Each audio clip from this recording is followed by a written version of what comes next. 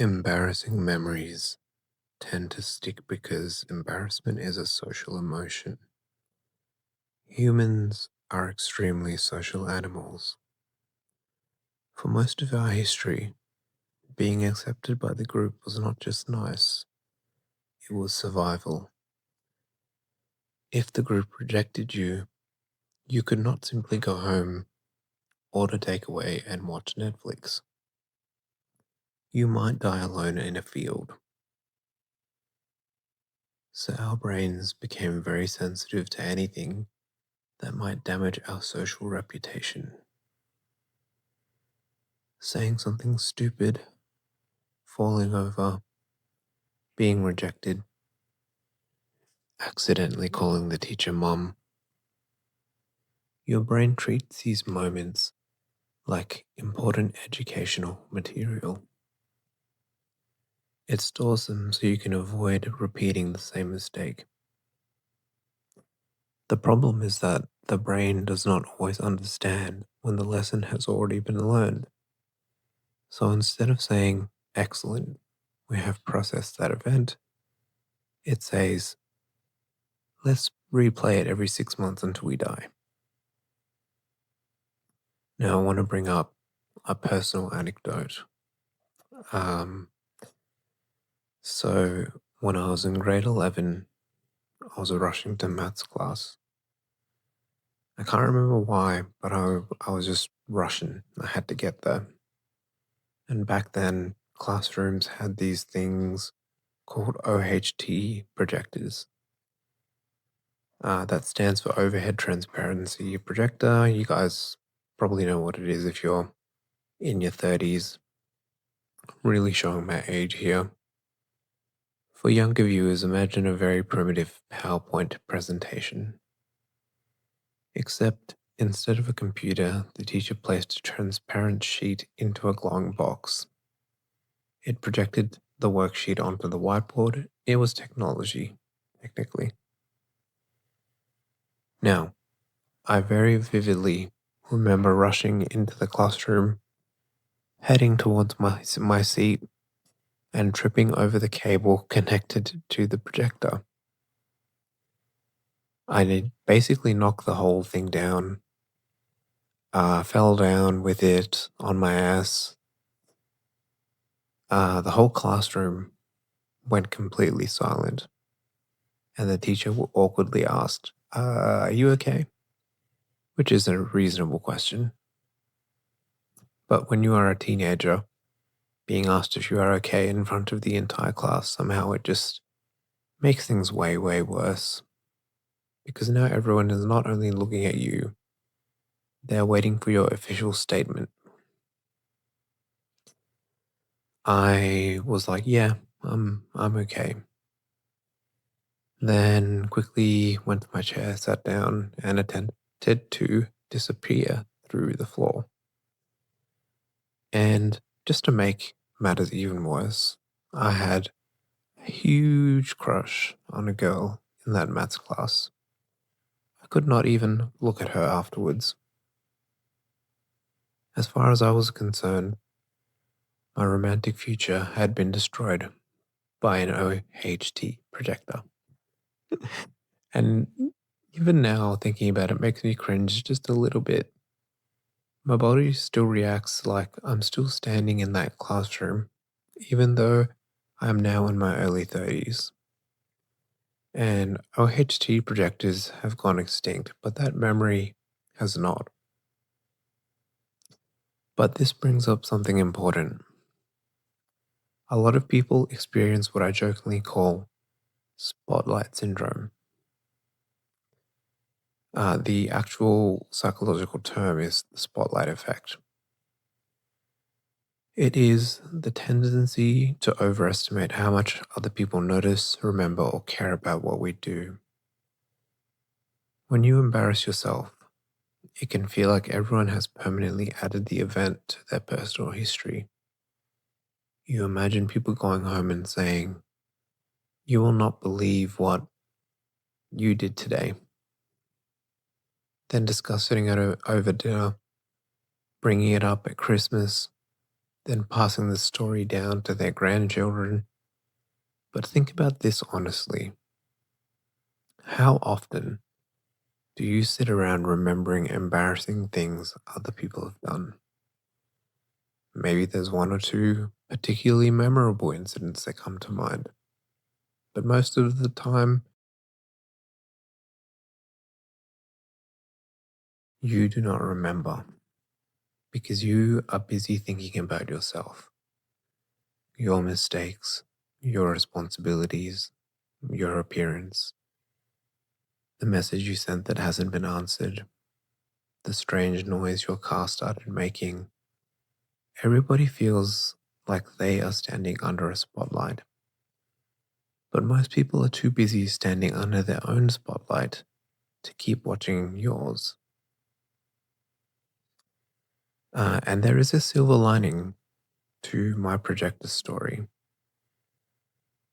The girl I had a crush on eventually told me many months later during a school trip that she actually liked me. And this completely blew my mind.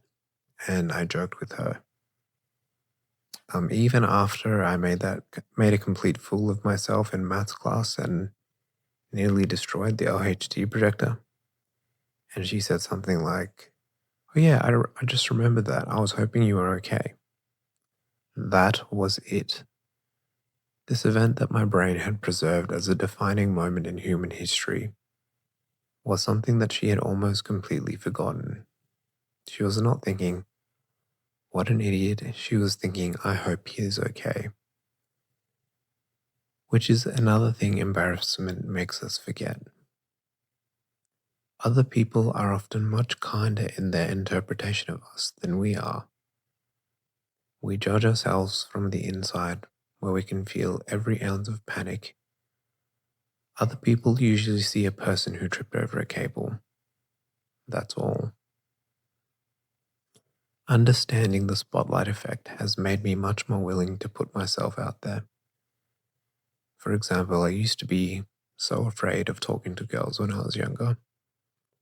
I would notice someone attractive and immediately begin calculating every possible way the interaction could go wrong. What if she rejects me? What if I say something stupid? What if everybody in the supermarket somehow stops buying vegetables and watches? But eventually I realized that there is nothing wrong with respectfully saying hello. You start a normal conversation. You pay attention to whether the other person seems interested. And if they do not, you politely leave them alone and continue with your life. Most interactions do not become anything, but some do. I once began a conversation with a girl I thought was cute in a library. That conversation eventually led to a 2-year long relationship. That entire part of my life only happened because, for a few seconds, I accepted the possibility of embarrassment. And that is what embarrassment can quietly take from us. Not only comfort, but opportunity. Starting this YouTube channel is another example. I could easily think, what if no one watches? What if people think the drawings look bad? What if they don't like my voice? Or that I might mess up my words sometimes? And to be fair, the drawings are pretty bad. That's the slogan. Simple ideas that are basically worth watching and to think about. But as I get older, I'm starting to realize that there is nothing shameful about trying something. The embarrassing outcome is not always failing. Sometimes the more frightening outcome is never allowing yourself to begin. At least if I make the videos, I might improve. Someone might enjoy them. An idea might help somebody. And if the channel goes nowhere, then I will still have made something. That is more interesting than privately wondering for 10 years whether I could have done it. And When embarrassment feels overwhelming, I sometimes find it helpful to zoom out. You're a small, unusually intelligent, slightly anxious, evolved monkey floating through space on a wet rock. You get to exist. You get to be conscious. You get to experience friendship, music, food, love, ideas, and the strange sensation of entering a room and forgetting why you went there. You get to do this for a tiny blip of time compared with the age of the universe. Long after every embarrassing thing you have ever done has been forgotten, the universe will continue expanding, stars will die, galaxies will drift apart, and eventually, in the unimaginably distant future, the universe may approach heat death. So when you think about it like that, does the awkward thing you said at work really matter? Does the time you waved back at someone who was not waving at you deserve 10 years of emotional imprisonment? Does the fact that somebody might think you are a slightly strange person justify missing an important thing that could change your life? Probably not. Embarrassment feels dangerous because your brain is trying to protect you from rejection. But sometimes protection becomes a prison. Is it scarier to introduce yourself and risk an awkward 30 seconds? Or to have to spend years wondering what might have happened? Is it scarier to publish something imperfect? Or to keep every idea hidden until you eventually convince yourself that it's too late?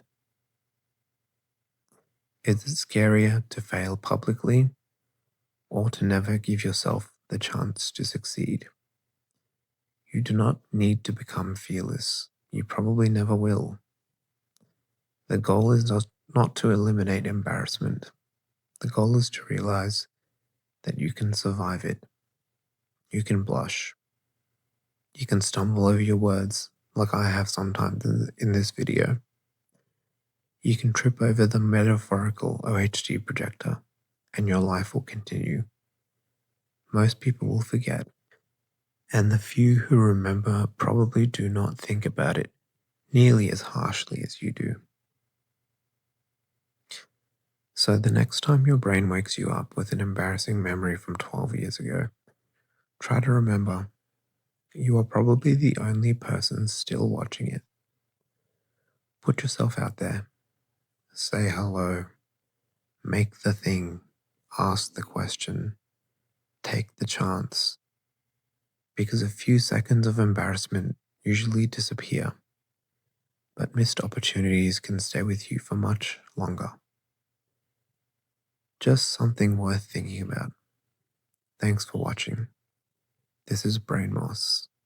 Simple ideas, badly drawn, still worth thinking about.